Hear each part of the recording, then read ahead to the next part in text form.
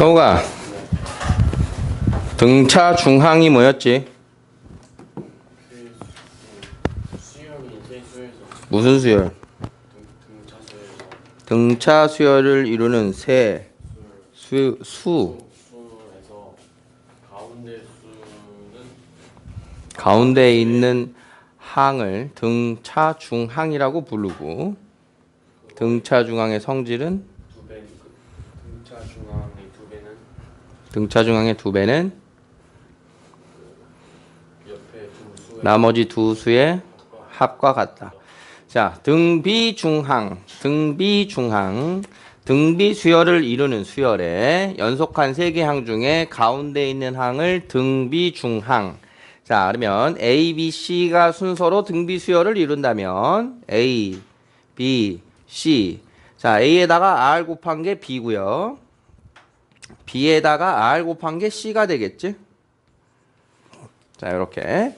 자, 그러면 R에 대해서 식을 써보면 A분의 B는 B분의 C는 R이란 식이 나오게 되고, 앞에 있는 요 두 개의 식을 X자로 이렇게 곱해줬더니 결론 뭐가 나온다? B제곱은 AC의 결론이 나오게 되지. 그래서 등비중항의 성질, 연속하는 세 개 항이 어떤 세 개 항이 등비수열을 이룬다라고 하면 가운데 있는 항의 제곱은 나머지 두 항의 곱과 같아요. 이게 등비중항입니다. 자, 다음에 세 수가 차례로 등비수열을 이룬다면 X값을 구하시오. 등비중항에 대한 식을 만들란 얘기야. 자, 아래서 접근 방법 정리합니다. 어떤 세 수가 등비수열을 이룰 때의 접근 방식은 크게 두 가지야. 지난 시간에 했던 것 중에 3차 방정식의 세 실근이 등비수열을 이룬다. 그거 본 적 있지? 자, 그래서 등비수열을 이루는 세 숫자를 세팅하는 방법은 다음과 같이 두 가지를 염두에 둔다. 첫 번째는 첫 번째 수가 A, 그 다음 나오는 거 공비 하나 곱한 거, 그 다음 나오는 거 공비 두 번 곱한 거. 이렇게 쓰는 수가 있고, 이렇게 세팅하는 방법이 있고, 또 하나는 등비중항을 이용한다. 이런 뜻인 거야. 둘 중에 하나인 거야. 세 개가 등비수열을 이루면. 자, 참고로 그러면 등차수열을 이루는 세 수는, 등차수열을 이루는 세 수의 세팅 방법도 그러면 두 가지가 있겠지. 그치? 뭐하고 뭐가 있겠니? 첫 번째. A-D, A 플러스 D예요. 라고 세 수를 놓고 문제를 접근하던가, 아니면 어떻게?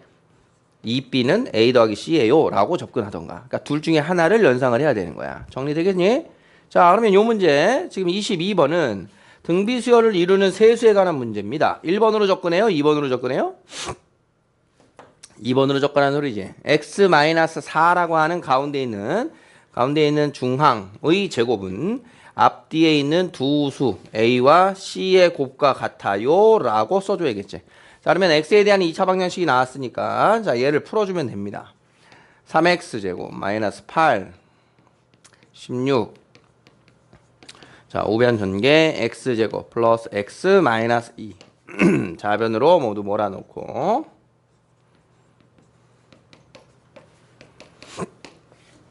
자, 1 곱하기 2, 5 곱하기 10, 10 곱하기 5.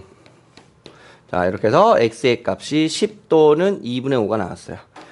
자, 특별히 안 될 이유가 없죠? 그럼 X가 10 또는 2분의 5가 나왔습니다. 라고 답을 내주면 되겠지. 자, 세 개의 수가 나오면 접근 방법 두 가지를 예상한다. 등비수열을 이루는 세수, 등차수열을 이루는 세수. 이렇게 놓고 갈 것이냐, 아니면 등비중항을 이용할 것이냐. 이렇게 놓고 푸는 거의 대표적인 문제가 3차 방정식의 세 실근이라는 소리야. 자, 23번. 등차, 등비중항이 모두 등장했습니다.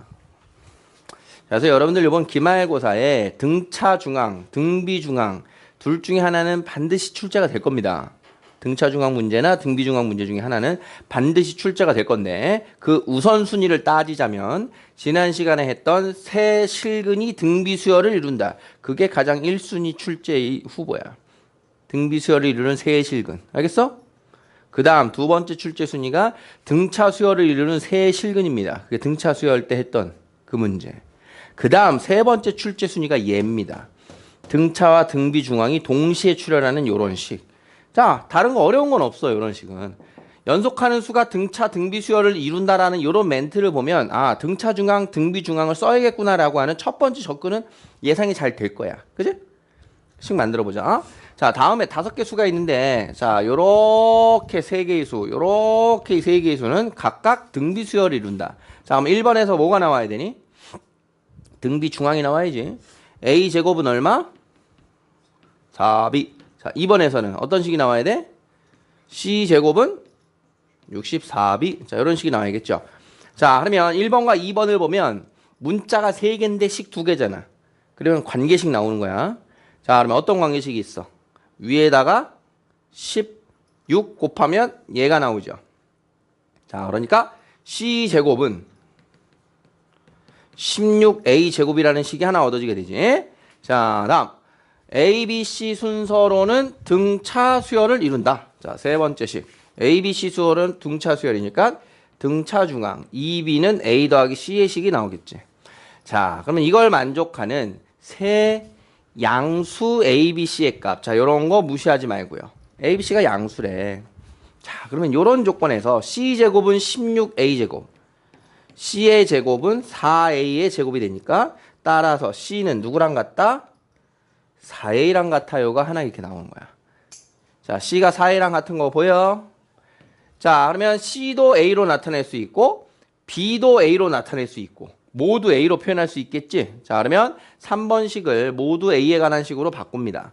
자, 그러면 2B 대신에는 뭐라고 쓰면 되는 거야? 2분의 A제곱. A는 그대로 놔두고 C 자리에는 4A를 쓰면 되겠죠. 이렇게. 자, 그래서 양변에 2를 곱하면 A제곱은 10A의 값이 돼서 A가 0 또는 10인데 0은 버려야겠죠. 자, 왜냐하면 A는 양수라고 했으니까. 자, 그래서 A가 10이고요. 그러면 C는 40이 되고요. 그러면 A가 100, A제곱은 100, B는 25가 됩니다. 이렇게 해서 3개의 수를 찾아낸 거다. 알겠니? ABC의 관계식으로 해서 그러니까 연립방정식 푼 겁니다. 1번, 2번, 3번을 가지고 문자 3개짜리인 연립 2차 방정식을 푼 건데 그중에 양수 조건으로 해는 딱 한 쌍만 나오게 된 거야. 알아보겠니? 자, 여기까지가 이제 등비 중항에 대한 이야기였고요. 이제 등비 수열의 합을 풀면 여러분들이 가장 많이 다뤄야 되고 중요한 수열 2가지가 이제 끝이 나요. 그리고 등비 수열의 합 끊어서 볼까?